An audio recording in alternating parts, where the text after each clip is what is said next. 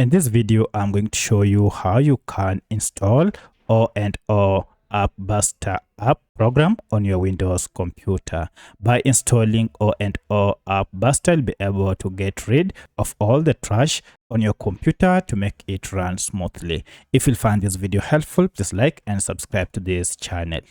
Alright, to get started, you need to go ahead and open any browser, and then under your browser, just go ahead and search for O&O AppBuster and hit on enter. Now this will take you to this O&O software website. Go ahead and click on it. And here you can see we have the free installer for unwanted apps. So go ahead and click on free download here. Now this will go ahead and begin downloading this file.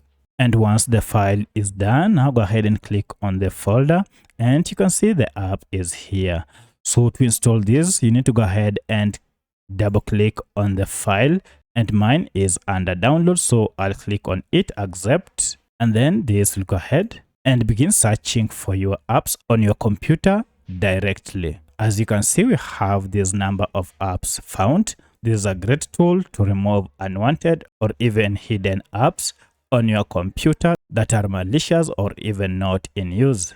And here you can see by performing that search, it has identified and listed all the apps that I have on my computer.